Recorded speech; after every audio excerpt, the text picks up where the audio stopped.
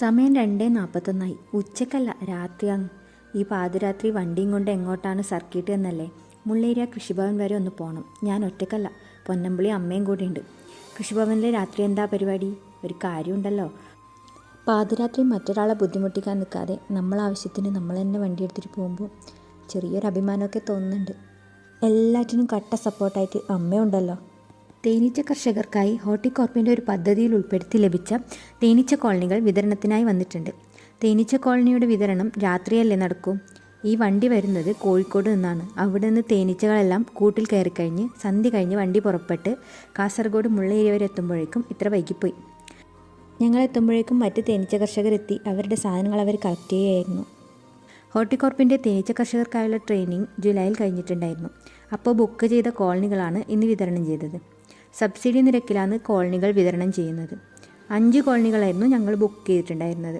ഇതിൻ്റെ കൂടെ 5 set honey chamber, അതിനാവശ്യമായ ഫ്രെയിം, ഇതിൻ്റെ സ്റ്റാൻഡ്, ഒരു തൊപ്പി, ഒരു സ്മോക്കർ കൂടെ ബുക്ക് ചെയ്തിട്ടുണ്ടായിരുന്നു. തൊട്ടടുത്തുള്ള സ്ട്രീറ്റ് ലൈറ്റിൻ്റെ വെളിച്ചത്തിൽ കുറേ തേനീച്ച പുറത്തിറങ്ങിയിട്ടുണ്ടായിരുന്നു. ആദ്യം ഞങ്ങൾ കോളനികൾ ഡയറക്റ്റ് ലൈറ്റ് അടിക്കാതെ പോലെ സേഫായിട്ട് കാറിൽ വെച്ചു.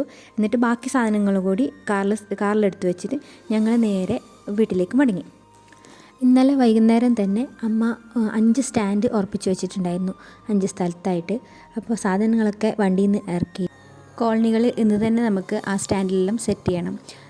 വെളിച്ചം വീണ് കഴിഞ്ഞാൽ നമുക്ക് കോളനികൾ നമ്മൾ വെച്ച സ്ഥലത്ത് നിന്ന് മാറ്റാൻ വേണ്ടി സാധിക്കില്ല. അപ്പോൾ ഇതൊക്കെയാണ് ഞങ്ങൾക്ക് ഹോർട്ടികോർപ്പ് പദ്ധതി വഴി നമുക്ക് ലഭിച്ച സാധനങ്ങൾ. ഞാൻ സാധനങ്ങൾ വണ്ടിയിൽ നിന്നൊക്കെ ഇറക്കി വെച്ച് എല്ലാം സെറ്റ് ചെയ്യുമ്പോഴേക്കും അമ്മ കോളനികൾ കൊണ്ടുപോയി സ്റ്റാൻഡിൽ സെറ്റാക്കി വെച്ചു. ഈ തന്നിരിക്കുന്ന പെട്ടികളുടെയൊക്കെ അവസ്ഥ എന്തെന്ന് നമുക്കിപ്പോൾ തുറന്നു നോക്കാൻ വേണ്ടി പറ്റില്ല. ഇപ്പം രാത്രിയല്ലേ. അപ്പോൾ നാളെ രാവിലെ നമുക്ക് തുറന്നു നോക്കിയിട്ട് ഇതെങ്ങനെയുണ്ടെന്നൊക്കെ നോക്കാം. ഈ ഒരു സമയത്താണ് നമ്മൾ തേനീച്ചകൾ ഡിവിഷൻ ചെയ്യുന്നത്. അങ്ങനെ ഡിവിഷൻ ചെയ്തിട്ട് അതിൽ റാണിയുള്ള കോളനികളെയാണ് ഇതുപോലെ വിതരണത്തിന് വേണ്ടിയിട്ട് അയക്കുന്നത്. അങ്ങനെ ഇന്നത്തെ ഈച്ചപ്പണി കഴിഞ്ഞിട്ടുണ്ട്. 3:45 മണിയായി. അപ്പോൾ കുറച്ച് ഉറങ്ങാമല്ലേ.